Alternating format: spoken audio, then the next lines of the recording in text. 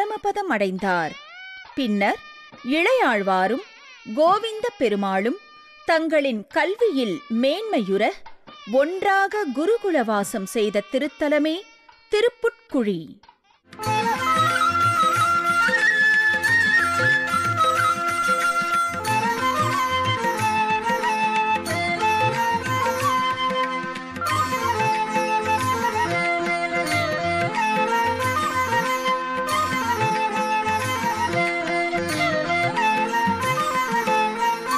திருப்புட்குழி ஸ்ரீ விஜயராகவ பெருமாள் மரகதவல்லி தாயார் எழுந்தருளி திருவருள் புரியும் திருத்தலம் திருப்புட்குழி. புள் என்றால் பறவை. பறவை அரசனான ஜடாயுவுக்கு அந்திம கிரியைகள் செய்த ஸ்ரீராமனின் வரலாற்றை நினைவு கொண்டு இத்தலத்தின் ஸ்தல புராணம் விவரிக்கின்றது. இந்த திருத்தலத்தில் யாதவ பிரகாசர் என்ற ஆன்றோரிடம் இளையாழ்வாரும் கோவிந்த பெருமாளும் குருகுல வாசம் செய்து கல்வி பயின்றனர். அவ்வாறு பயின்று வரும் காலத்தே இளையாழ்வாரின் அறிவாற்றலைக் கண்டு வியந்து போனார் யாதவ பிரகாசர்.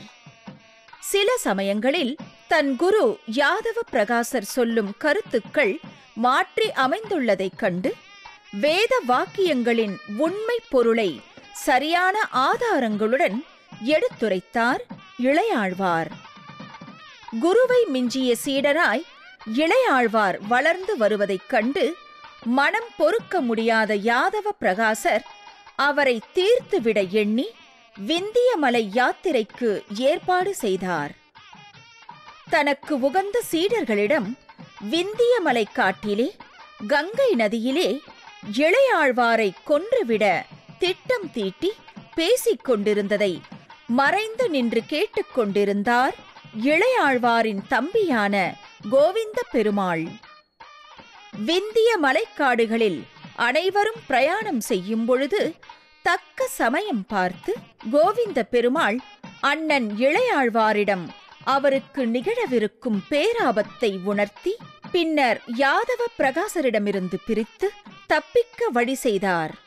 யாதவ பிரகாசரிடமிருந்து தப்பி வந்த இளையாழ்வார் அடர்ந்த காடுகளிடையே தெற்கு திசை நோக்கி தன் பயணத்தை தொடர முடியாமல் அசதியுற்று நின்றார். அவருக்கு வழிகாட்ட ஓர் வேடுவனும் வேடுவச்சியும் துணையாய் நின்றனர். இருளிலே வழி தெரியாமல் தவித்த இளையாழ்வாரின் வாழ்விலே ஒளியேற்ற வந்த சுடரொளியாய் வேடுவனும் வேடுவச்சியும் ராமானுஜரை காஞ்சிபுரத்திற்கு அழைத்துச் செல்வதாய் வாக்களித்தனர். அன்று ராமாயண காலத்திலே பெரிய பெருமாளான ராமன் காட்டிலே முன்னடக்க நடுவிலே அன்னை சீதாதேவி ஸ்ரீராமனை பின்தொடர இவர்கள் இருவரையும் இளையாழ்வார் லக்ஷ்மணன் பின்தொடர்ந்த நிகழ்வு போல் ராமானுஜருக்கும் நடந்தேறியது.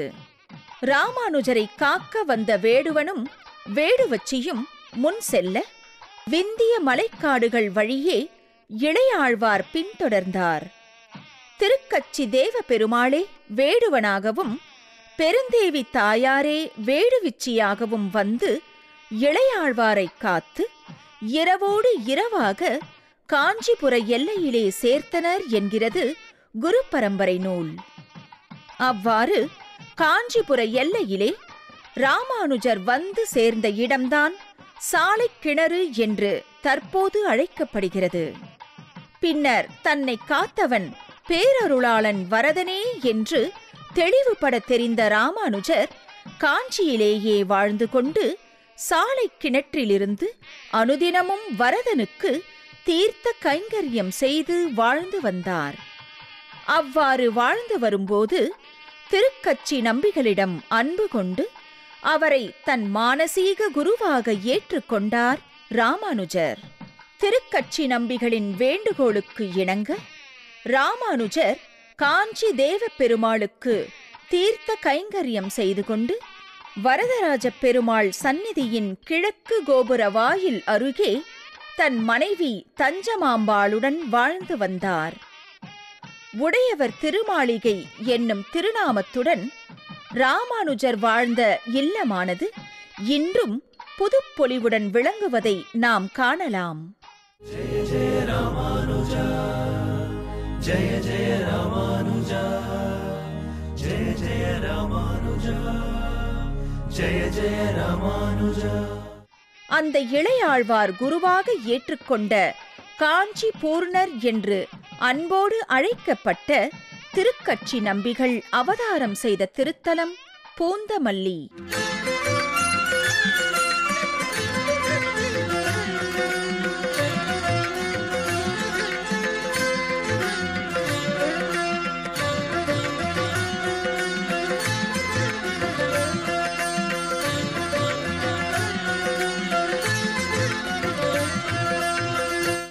சென்னையிலிருந்து ஸ்ரீபெரும்புதூர் செல்லும் வழியில் அமைந்துள்ள திருத்தலம் பூந்தமல்லி.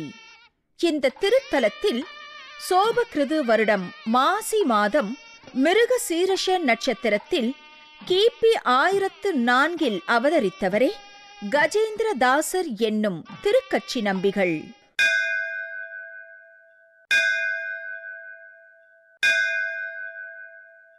போவிருந்த வள்ளியில் ஒரு பெரிய நந்தவனம் அமைத்து வாழ்ந்து கொண்டு அனுதினமும் காஞ்சி தேவ பெருமாளுக்கு புஷ்ப கைங்கரியம் செய்து வந்தார். அது மட்டுமல்லாமல் வரதராஜ பெருமாளுக்கு ஆலவட்டம் என்னும் விசிறி வீசும் தொண்டினையும் செய்து கொண்டு தேவ பெருமாளிடம் தனிமையில் உரையாடும் நல் வாய்ப்பினையும் பெற்றிருந்தார் திருக்கட்சி நம்பிகள். இவ்வாறிருக்க விந்தியமலை யாத்திரை சென்ற யாதவ பிரகாசருடன் உடனிருந்த இளையாழ்வாரின் தம்பி கோவிந்த பெருமாள் கங்கையிலே நீராடிக் கொண்டிருந்த வேளையில் அவர் திருக்கைகளில் ஒரு சிவலிங்கம் ஒட்டிக் கொண்டது. அது முதற்கொண்டு அவர் உளங்கை கொணர்ந்த நாயனார் என்னும் திருப்பெயர் தாங்கி சைவ சமயத்தைச் சார்ந்து மதுர மங்களம் திரும்பினார். யாதவ பிரகாசரும் தன் சீடர்களுடன் காஞ்சிபுரம் வந்தடைந்து இளையாழ்வாரான ராமானுஜர் உயிருடன் இருப்பதை அறிந்து திகைப்புற்று விந்திய மலையில் நடந்தது ஏதும் அறியாதவர் போல குருகுல கல்வியை காஞ்சிபுரத்தில் தொடர்ந்து நடத்தி வந்தார். இந்த சம்பவங்கள் அனைத்தும் கேள்வியுற்ற ஆளவந்தார் காஞ்சியில் யாதவ பிரகாசரிடம் வேதாந்த கருத்துக்களுக்கு விளக்கம் கூறி வரும் இளையாழ்வாரின் பெருமையை கேள்வியுற்று வைணவம் காக்க வந்த மகான் இவரே என உறுதிப்படுத்திக் கொண்டு அவரை காண திருவரங்கத்திலிருந்து காஞ்சியை நோக்கி தம் பயணத்தை தொடங்கினார். ஜெய ஜெய ராமானுஜா, ஜெய ஜெய ராமானுஜா, ஜெய ஜெய ராமானுஜா, ஜெய ஜெய ராமானுஜா. காஞ்சிபுரம்.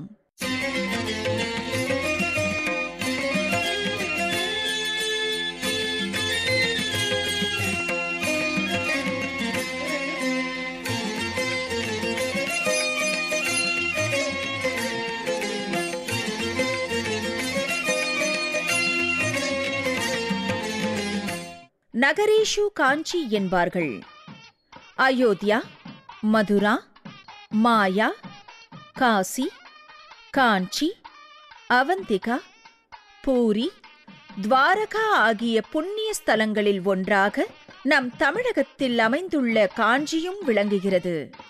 அந்த காஞ்சியிலே அத்திகிரி என்னும் சிறு மலையின் மீது புண்ணிய கோடி விமானத்தின் கீழே மேற்கே திருமுக மண்டலம் காட்டி எழுந்தருளியிருக்கும் வரதராஜன் திருக்கோவில் சத்யவிரத க்ஷேத்திரம் என்றே அழைக்கப்படுகிறது. வேகவதி நதிக்கரையினிலே அமைந்துள்ள இத்திருக்கோவிலின் தீர்த்தம் அனந்த சரஸ் புஷ்கரணி. காஞ்சி அருளாளனின் பெருமைக்கு தக்க தேவியாக திகழும் பெருந்தேவி தாயார் கிழக்கு நோக்கி தனிச்சந்நிதியில் எழுந்தருளியுள்ளாள்.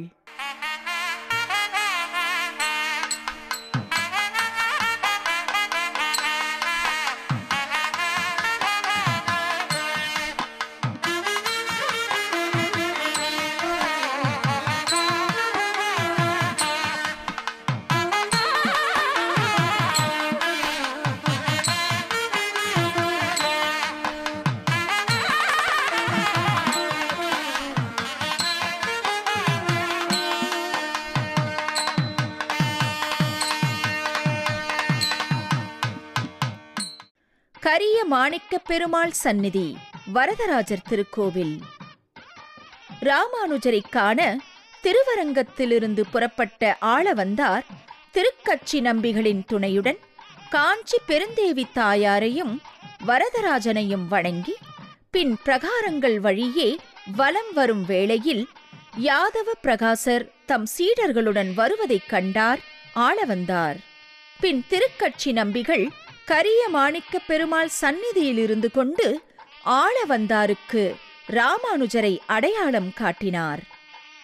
நிமிர்ந்த நன்னடையோடு நேர்கொண்ட பார்வையோடு சிவந்த திருமேனி கூடிய பேரழகு படைத்த ராமானுஜரை ஆளவந்தார் தன் திருக்கண்களால் குளிர நோக்கினார்.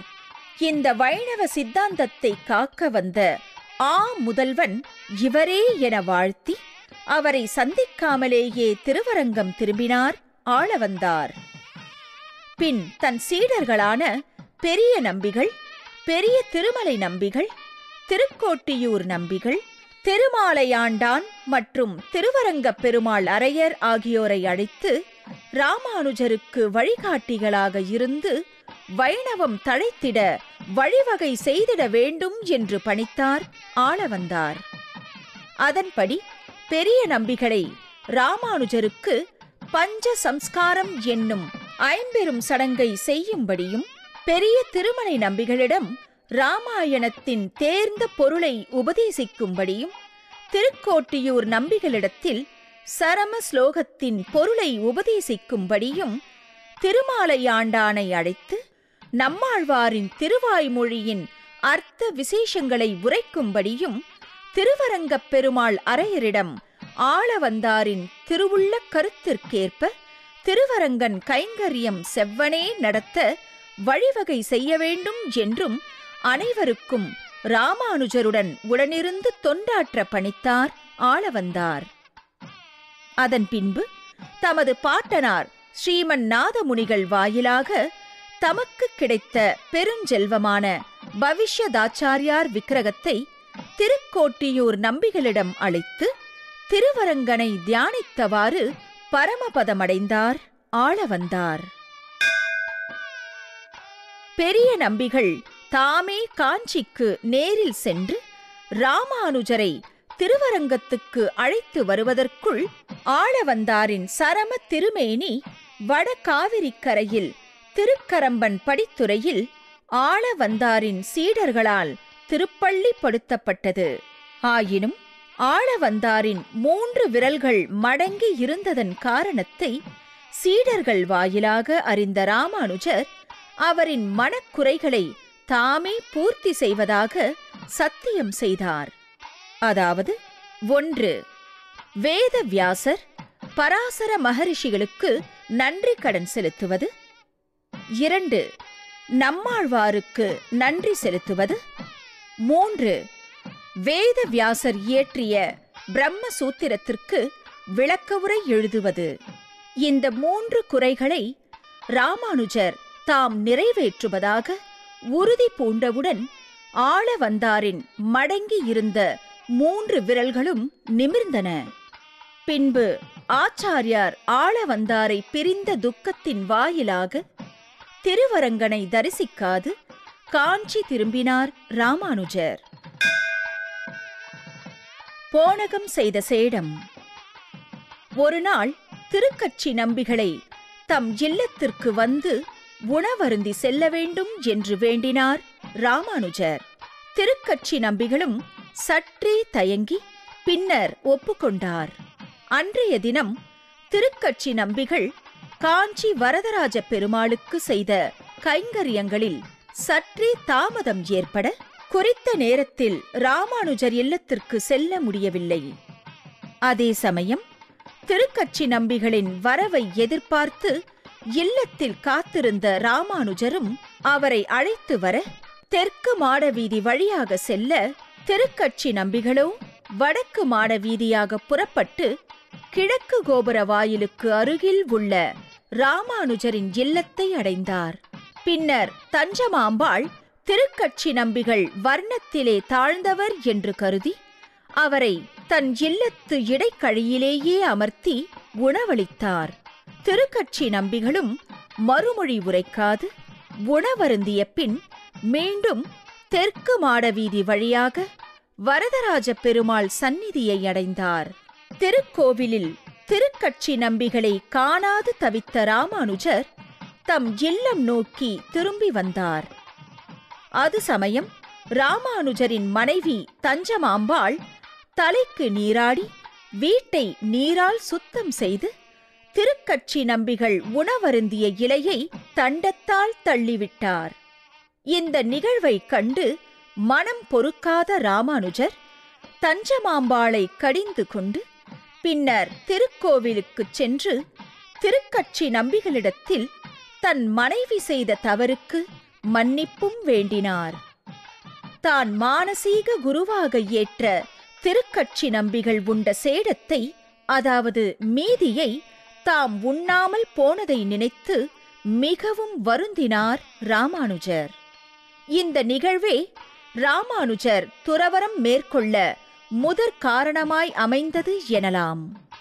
தேவப்பெருமாளின் 6 வார்த்தைகள். திருக்கட்சி நம்பிகளை தம் மானசீக குருவாக ஏற்றுக்கொண்டாலும் இளையாழ்வாருக்கு தன் மனதில் ஓர் ஐயம் ஏற்பட்டு கொண்டே இருந்தது. அந்த சந்தேகத்தை காஞ்சி அருளாளன் வரதராஜனிடம் கேட்டு தெளிவுறத் தெரிந்து கொள்ள ஆசைப்பட்டு திருக்கட்சி நம்பிகளை நாடினார் ராமானுஜர். அவ்வாறே தேவப்பெருமாள் ஏகாந்தமாக கச்சிவாய்த்தான் மண்டபத்தில் எழுந்தருளி இருந்தபோது இளையாழ்வார் மனதில் எழுந்துள்ள சந்தேகங்களைப் பற்றி தெரிவித்தார் திருக்கட்சி நம்பிகள். அதன் மூலம் காஞ்சி தேவப்பெருமாளின் திருவாக்கால் வெளிப்பட்டதே 6 வார்த்தைகள். 1. அகமேவ பரம் தத்துவம், நானே பரம்பொருள். 2. தரிசனம் பேத ஏவச்ச, பரமாத்மாவிற்கும் ஜீவாத்மாவிற்கும் வித்தியாசம் உண்டு. 3. உபாயேஷு பிரபத்திஷ்யாத், இறைவனை அடைய எளிய வழி சரணாகதியே. 4. அந்திம ஸ்மிருதி வர்ஜனம், எம்பெருமான் திருவடியை பற்றியவர்களுக்கு மரண பயம் தேவையில்லை. 5. தேகாவசானே முக்திஷ்யாத், இந்த சரீரத்தை விட்டு உயிர் பிரிந்த பிறகே முக்தி கிடைக்கும். 6. பூர்ணாச்சாரிய சமாஸ்ரயா, பெரிய நம்பிகளை குருவாக ஏற்றுக்கொள்ள வேண்டும். இவ்வாறு 6 வார்த்தைகளை காஞ்சி தேவப்பெருமாளிடம் கேட்ட திருக்கட்சி நம்பிகள் இளையாழ்வாரிடம் தெரிவிக்க, அவ்வாறே 6வது வார்த்தையின்படி பெரிய நம்பிகளை இளையாழ்வார் குருவாக ஏற்ற திருத்தலமே மதுராந்தகம்.